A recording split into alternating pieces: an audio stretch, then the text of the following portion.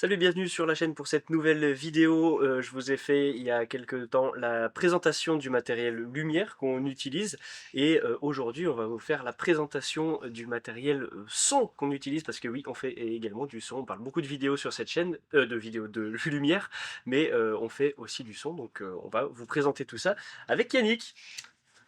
Hop, bonjour. Voilà, Donc, Yannick, le papa.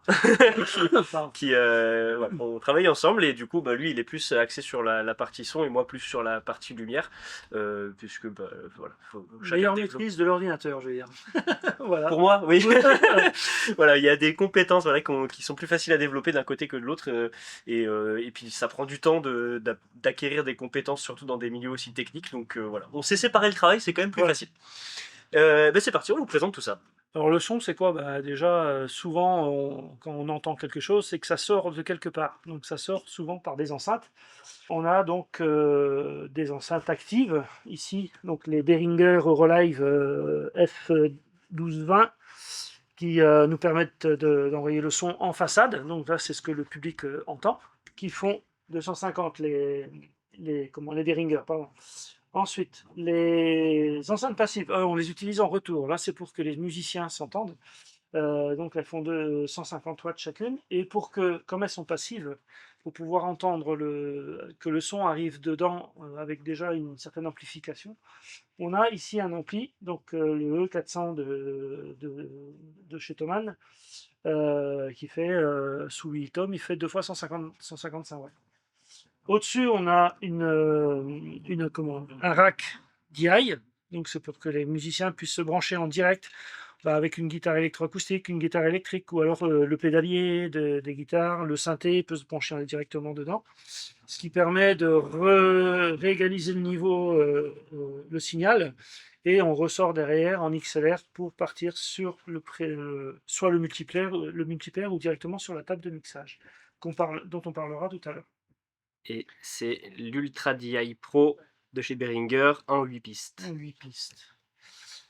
Et ensuite, on a également ici un petit ampli qui nous sert de caisson basse, qui marche très bien pour les spectacles qu'on organise jusqu'à présent. Hein. C'est du concert de petite dimension et ça nous suffit largement pour les endroits qu'on sonorise. Hein. Donc, soit ici sous le chapiteau où nous sommes actuellement, soit alors sur le théâtre de verdure qui est ici dans la commune. Et en extérieur, ça passe, c'est des petits lieux, donc ça nous suffit amplement. Après, peut-être, il faudra songer à agrandir un peu la surface de la basse. Donc les Behringer sont, voilà, on en a une qui est posée sur son pied, on a des pieds Gravity qui sont très légers et très robustes également, donc ce qui ne gâche rien. Voilà, c'est la position idéale. Gravity, les petits élastiques verts. Précision sur ces petites enceintes, parce qu'elles ne sont pas très, très grandes non plus. Elles sont assez légères, même très légères, elles font 11 kg. Donc pour la manutention, le chargement, déchargement, ne serait-ce que même la poser sur ses pieds, sur les trépieds, c'est quand même plus facile que des enceintes qui font jusqu'à 20 voire 25 kg. Ouais, alors que c'est de l'actif quoi. Alors que c'est de l'actif, et donc elles sont très très légères, elles sont faciles. Et donc ça c'est super bien. Après, une dernière... alors, pour faire rentrer le son, il nous faut des micros. Là, dernière acquisition, c'est un kit batterie, donc on peut enfin sonoriser une batterie quasiment au complet. Donc avec le micro pour la grosse caisse, la caisse claire, les toms et les deux overheads pour prendre l'ensemble de la batterie et les cymbales. Ça c'est un kit super luxe. Super luxe. Voilà. Qui, on l'a testé, Fonctionne bien, fonctionne bien pour un prix raisonnable. Pour démarrer de la sono de batterie, Oui, pour démarrer. pour de la petite scène, voilà, on sonorise pas Metallica, donc c'est bien quoi. Et pour du jazz, voilà, des petites formations, ça suffit largement. Yeah. Donc pour traiter ce son, eh ben, qu'est-ce qu'il faut? Une table de mixage. Donc la Behringer X32, fabriquée par Midas, entre autres, donc, qui permet d'avoir une meilleure capacité. Et c'est pour ça que aussi on a investi dans un set batterie, de micro-batterie, puisque ben, maintenant, comme on a 32 pistes, même plus peur. On peut sonoriser un peu toutes sortes de choses, hein, et d'avoir des groupes de plus grosse capacité. Jusqu'à présent, on sonorisait jusqu'à 3-4 musiciens. Maintenant, on peut aller beaucoup plus sur des formations beaucoup plus importantes. Donc, à savoir que donc 32 pistes, il y a 16 faders 16 motorisés. et les faders sont motorisés avec des mémoires, avec voilà, pas mal de choses. On peut enregistrer les réglages des groupes, on peut les réglages des instruments, on peut les mémoriser, les enregistrer et les ressortir plus tard avec d'autres groupes ou d'autres instruments, ou reprendre, si on sonorise le même groupe, reprendre les mêmes réglages et les affiner, bien sûr, suivant l'endroit où on se trouve. Si c'est en extérieur, en intérieur, une petite salle, une grande salle, enfin voilà, on peut mais ça permet de gagner du temps. Comparé aux analogiques où là, on est obligé de refaire tous les réglages à chaque prestation. Ici, on peut retrouver, ce qui nous est arrivé d'ailleurs, hein, de retrouver des musiciens qu'on avait déjà sonorisés avant. On a récupéré les réglages et au lieu de mettre une demi-heure, trois quarts d'heure à faire la balance, eh ben, ça nous a pris 5 minutes. Voilà. Et ça, c'est quand même vachement bien. Et c'est quand même plus cool. Ce qui permet d'être un peu plus détendu et puis d'être moins dans le speed pour mettre tout en place. Surtout quand on a des petites structures. Voilà, quand on n'est pas nombreux à mettre en place et tout ça, et ça prend du temps quand même de tout installer. Bah, je vais vous présenter l'arrière de la machine. Vous avez vu la façade.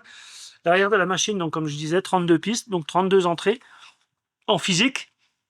Mais on peut avoir également 32 entrées numériques avec ici les AES 50, qui donc c'est avec du câble RJ45, hein, où on communique avec le multipaire, soit des P16, soit les S32 de chez Behringer, ce qui permet d'avoir juste un seul fil au lieu d'en avoir 32 qui se trimballent voilà, un peu partout.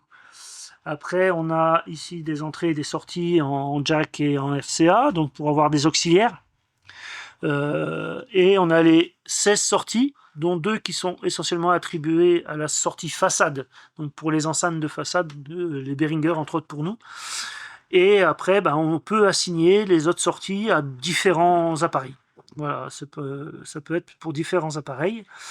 Il y a également de la sortie et de l'entrée MIDI. Il y a un autre RJ45 ici pour l'ultranet. Voilà, c'est pour différentes fonctions. Et on a également ici un petit routeur, voilà, qui nous permet de pouvoir contrôler la table à distance avec une tablette ou un téléphone. Et c'est très pratique, c'est surtout pour aller sur scène avec les musiciens et leur régler le retour en direct et en étant près d'eux plutôt que d'être ici à la console et à dire oui, qu'est-ce qu'il te faut, un peu plus de ceci, un peu plus de cela. Là, on est à côté d'eux et avec la tablette, on peut régler les équaliseurs, le volume, enfin un peu tout ça. Matériel très intéressant. On peut également y mettre une clé USB ici sur le dessus pour sauvegarder les paramètres et les retrouver ensuite. Voilà, ça sauvegarde tout ce qu'il y a dans la machine. Ou en lien avec l'ordinateur aussi. Ou en lien avec l'ordinateur, ça permet de remettre aussi les pistes qu'on a enregistrées. On peut enregistrer en direct et se remettre sur l'ordinateur pour retraiter éventuellement. Ou comme là, on filme aussi, on récupère le son de la table, le son de la caméra et on fait le montage vidéo avec les sons en direct.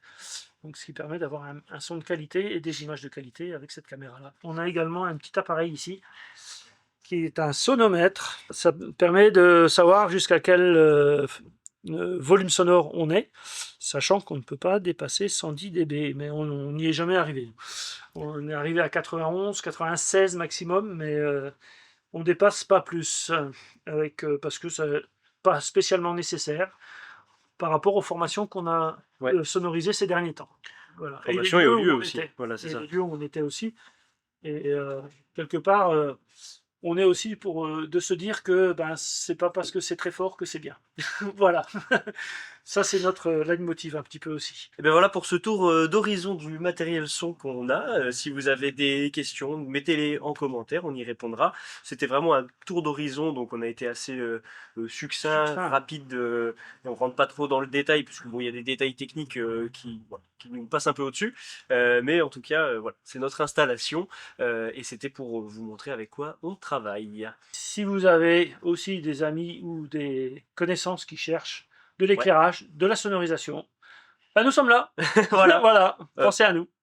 Pour le moment, à l'heure à laquelle sort cette vidéo, on est en Bretagne, on peut se déplacer partout en Bretagne, donc voilà, n'hésitez pas à faire appel à nos services. Voilà, une équipe de deux, de qualité, sympathique, qui pense à l'humain, qui pense aux musiciens, qui pense aussi aux personnes qui sont dans la salle, à l'audience qui va écouter le son. On veut que tout le monde soit bien, que tout le monde entende bien ce qui se dit, voilà, pour mettre en lumière les gens, pour mettre en valeur les discours, parce qu'on fait pas que du concert, on peut faire aussi de la conférence, du webinaire, voilà, c'est totalement possible aussi si vous avez des ateliers en ligne à animer, on peut se déplacer avec notre matériel, là c'est l'artillerie lourde, mais on a aussi la capacité d'être plus compact. On Voilà. tient compte de la demande, C'est ça. voilà, on prend en compte tout ce qui peut être demandé et on dimensionne le matériel en fonction de la demande. Exactement, Voilà. voilà, c'est quelque chose de conscient, de pensé, et donc voilà. Pour le bien-être de tous. N'hésitez pas à faire appel ou juste demander des informations. Vous avez le mail en description ou alors sur Instagram en message privé, ça peut être aussi comme ça. Voilà. Eh bien, bonne fin de journée à vous, ou que sais-je d'autre, et puis à la prochaine. Au revoir.